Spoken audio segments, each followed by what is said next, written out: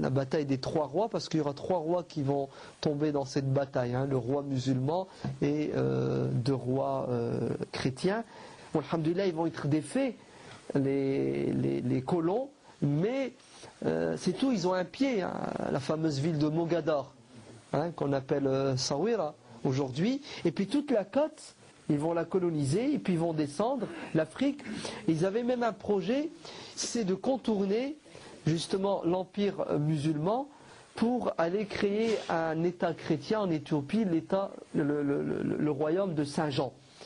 Et effectivement, le monde musulman va être rongé par cette colonisation, et puis c'est la catastrophe. La colonisation est militaire, économique, et si ce n'était que ça, mais elle est surtout culturelle, et c'est la pire des colonisations.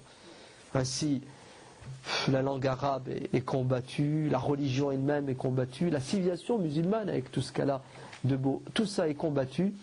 Et puis les colons sont malins cette fois. Ils ont dit qu'on ne pourra pas rester, ils vont nous mettre dehors un jour ou l'autre. Nos ancêtres sont restés 200 ans en Palestine, ils les ont mis dehors. Donc la seule manière de garder une emprise sur ces pays musulmans, c'est d'utiliser des pseudo-musulmans. Ainsi, on va ramener dès le 19e siècle des jeunes musulmans. On va leur faire un petit bourrage de crâne et lavage de cerveau en Occident. Ils vont étudier, ils vont être émerveillés par le côté matériel de la civilisation occidentale. Et puis ils vont retourner dans le monde musulman pour faire quoi ? Pour faire le travail des Occidentaux, c'est-à-dire saper la civilisation musulmane, en prétendant que si nous musulmans nous sommes arriérés, c'est à cause de notre religion. L'Occident s'est débarrassé de la religion, ils ont adoré la déesse de la raison, ils sont civilisés, développés. Nous on est toujours dans la religion, on est arriérés, et ça va être la catastrophe. Avec quoi ? Avec la laïcisation du monde musulman. La division elle existait déjà, et j'oserais dire que la division n'est pas un problème tant qu'on reste musulman. Il vaut mieux être divisé et rester musulman que d'être unis dans autre chose que l'islam. L'idéal c'est d'être unis dans l'islam. Mais les musulmans vont le pouvoir politique, les structures de l'État, l'enseignement, tout ça va être laïcisé. Et puis bon, c'est 1924, la date fatidique que vous connaissez, le symbole de la communauté musulmane tombe, plus d'empire ottoman, destitution du calife Abdelhamid. Bien avant, 1884, c'était quoi ? C'était le partage du gâteau à Berlin.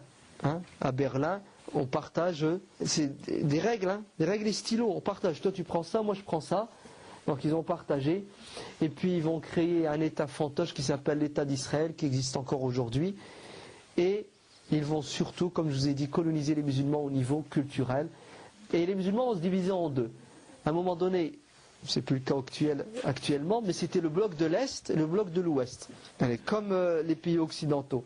Vous avez le bloc de l'Est, le bloc de l'Ouest. Chez les musulmans aussi, vous aviez des pays où la population est musulmane en majorité, soit ils sont avec l'Est, par exemple le Maroc était avec l'Ouest, l'Algérie elle était avec l'Est, c'est ça ? Tunisie avec l'Ouest, Libye avec l'Est.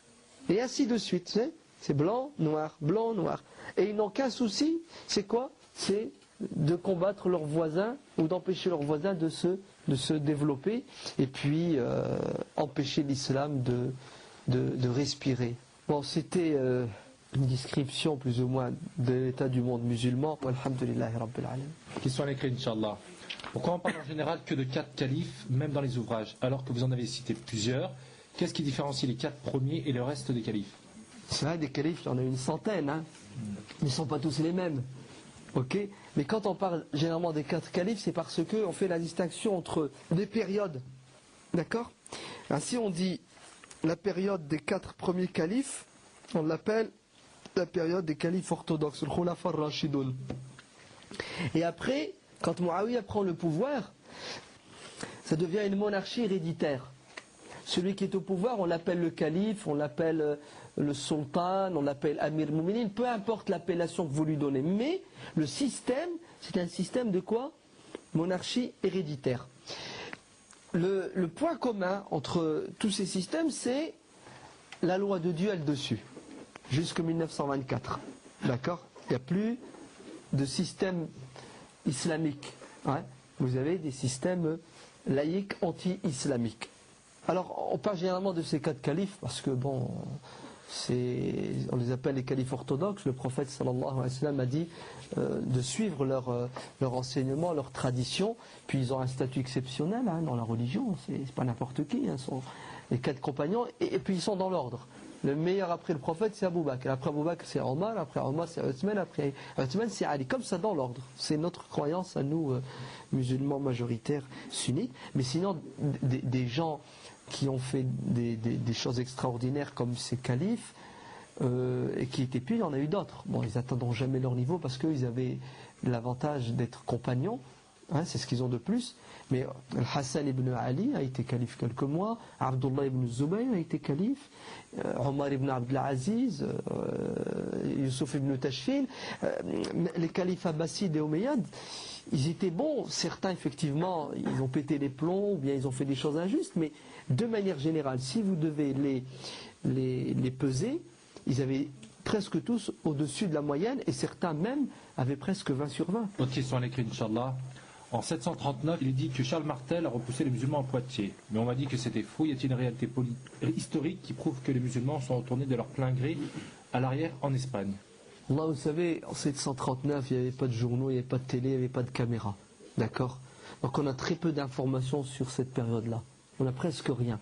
Les chroniques du Moyen-Âge, vous savez, quand elles parlent de ça, c'est écrit comme ça. Charles Martel a arrêté les Sarrasins. Une ligne. Pas plus, hein? Attention, il n'y a pas de détails, il n'y a rien du tout. C'est normal. L'écriture était rare, elle n'existait pas, et puis c'était pas pour eux un souci. Et puis, les Sarrasins, c'était comme les autres ethnies. Vous savez, des invasions, on a toujours eu dans l'histoire. Donc pour eux, c'est pas on a arrêté des musulmans, on a arrêté des envahisseurs. Point à la ligne. Alors qu'est-ce que disent les historiens musulmans? Eux, ils sont plus loquaces, parce que l'écriture, elle était très développée, et puis on avait des intellectuels qui passaient leur temps à écrire, à suivre les armées, etc. Donc ils disent que le chef de l'armée musulmane, donc, qui fait la conquête de la Septimanie, le sud de la France, Abdurrahman Dakhil, c'est l'Omeyyade qui va... Abdurrahman el-Ghafiqi. Donc, ils font la conquête, mais ils dépassent Poitiers, ils vont jusque Sens. Sens, c'est une 50aine de kilomètres au sud de Paris. Et ils viennent même chez vous ici, à Lyon, dans les Alpes. Ils vont même dans le nord de l'Italie. Attention, c'est... Alors, ils restent pas longtemps, vous comprenez? Ils font des incursions, ils s'en vont... Mais là où ils plantent vraiment leur tente, c'est plus dans le sud. Le royaume de Narbonne, de Carcassonne, de Tolocha, Toulouse, Bardella, Bordeaux. C'est plus dans le sud. Et à Poitiers, oui, il y a à Poitiers, aux alentours de Poitiers, il y a eu une bataille qui s'appelle, les historiens musulmans l'appellent Balat ou Shuhada, le parterre des martyrs. Où effectivement, les musulmans ont été freinés, arrêtés, ils ont perdu une bataille. Pour mille et une raisons. Alors il paraît que c'est parce qu'ils étaient fatigués, puis ils étaient encombrés par du butin qu'ils avaient récupéré. Quoi qu'il en soit, généralement, vous savez, quand on perd les chefs, l'armée est plus ou moins déstabilisée. Abdurrahman Dakhil tombe martyr. Les musulmans font marche arrière, tout simplement, mais ils restent dans le sud. Bon, alors maintenant, vous savez, Charles Martel, le grand héros, pas fait grand-chose, je veux dire. Après, ils vont descendre dans le sud. C'est Charles Martel, Charlemagne lui-même. Charlemagne va être invité, ouvrez vos oreilles. Par qui? Par 2 rois clés musulmans. Le gouverneur, le maire de la ville de Barbarostra, dans le nord de l'Espagne, et de Saragosse, Saragossa. Ils vont appeler Charlemagne avec son armée pour qu'ils viennent et ensemble aller combattre Abdurrahman el-Dakhil, leur frère. Et Charlemagne, dès qu'il reçoit le Fox, il est content, lui. Il trouve des alliés musulmans contre des musulmans. Il vient avec son armée, avec son neveu, Roland. Et alhamdulillah, ces 2 traîtres vont se repentir. Et quand Charlemagne va arriver, ils vont lui claquer les portes au nez. Et puis, bon, crise de conscience. Et qu'est-ce qui va arriver? ils vont se retourner contre Charlemagne et les Bashkans, les Basques et les musulmans vont s'attaquer à l'armée de Charlemagne qu'ils vont décimer dans les Pyrénées. D'accord ? Wallahu a'lam. Alors, donc, quel était le rôle de Médine et Mecca pendant et depuis le califat? Or, le fait que c'est des lieux sacrés. Donc Médine a été la capitale des califes orthodoxes jusqu'à un moment pour Ali ibn Abi Talib. Après il a quitté Médine et est allé à Koufa. Médine et la Mecque ne sont jamais redevenus, la Mecque n'a jamais été des capitales politiques. C'était Médine, après le Koufa pour Ali, Damas, Bagdad en Irak, les Abbassides, et Istanbul. Bon, puis il y a eu des capitales périphériques.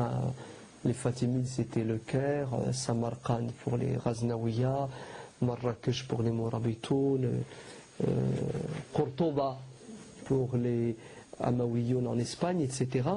Mais sinon, la Mecque et Médine ont gardé toujours leur aura religieux. C'était des capitales spirituelles du monde musulman, des lieux sacrés avec le Quds, avec Jérusalem. Wallahu a'lam, walhamdulillahi rabbil alamin.